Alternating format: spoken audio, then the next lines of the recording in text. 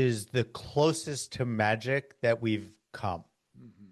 right? Sure. Because it's so versatile, but it's not just the versatility, it's also its approachability. It's the first tool that we have that if you are unsure on how to use it, ask it. Yep. Exactly. How do I use Claude to do this? How do I use Gemini to do this? And it will explain itself to you Right.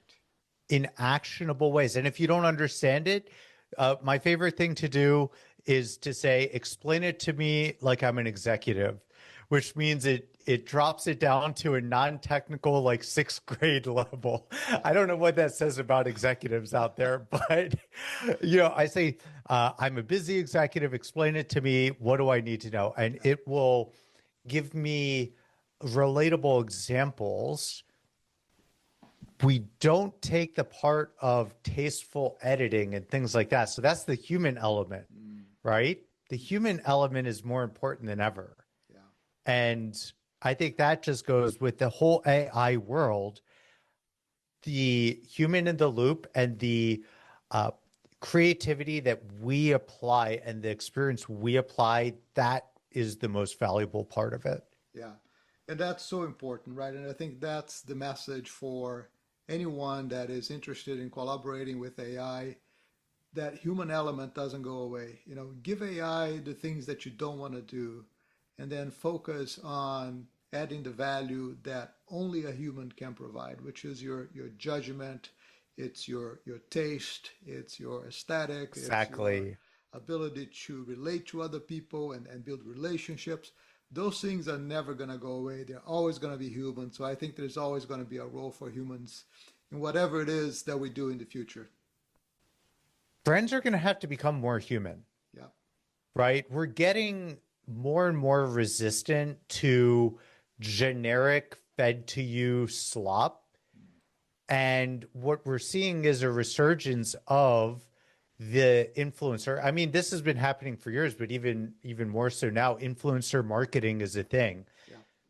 Companies are trying to become visible through having humans represent them. I don't think AI is going to take that.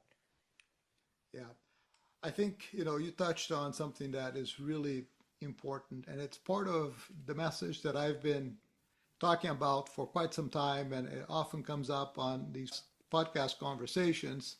And it's this whole idea that AI can be a great thinking partner, can be a great tool, but the key is context, right? Without context, the conversation is it tends to drift, it tends to pull you towards the average, like we talked about before.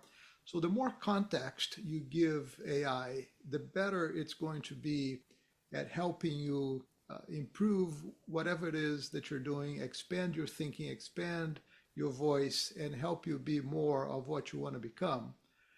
And so I think I mentioned to you when we talked before that I built this product, Intellias.ai, and the whole idea behind that product is to do exactly that, is to allow you to build your own canonical corpus of knowledge.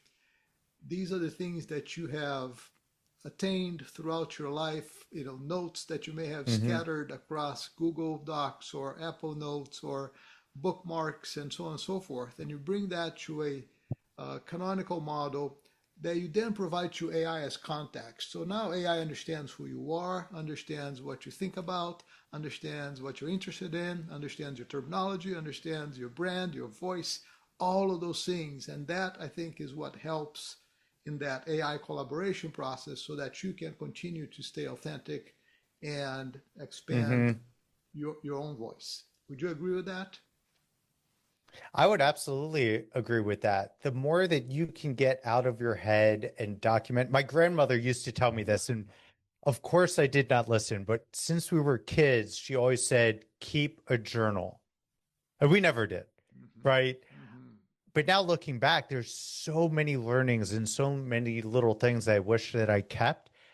You could use AI as your partner in that to capture that information. Yeah. And you could use it to learn about yourself too. So that's really interesting. Like the more you give it, the more you can get back from it. So one of the things, and I would suggest for all your listeners, like take 5 minutes and run this experiment.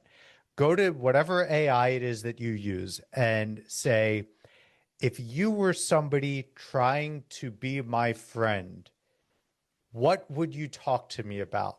Wow. Or if you're somebody trying to sell something to me, how would you approach me? And it does this amazing job at saying, here's AJ, here are the things he cares about, here's the things that he talks about. If I were to try to gain, I don't want to say gain influence because that doesn't sound right, but if I was trying to get his attention, if I was trying to win him over, here's how I would approach it. And you can let AI kind of feed back to you what it perceives as you. Yeah. And it's interesting because, there's a little bit of you're still putting your face out to AI, like you're not fully truthful, but also you're more truthful with other people. So there's stuff in there that you can learn about yourself and say, man, I didn't know I get that frustrated, or I do enjoy asking a lot of questions. Like you can learn about yourself. Yeah, yeah, absolutely. No, that's great advice. I think that's a great way for people to have AI help them learn more about themselves.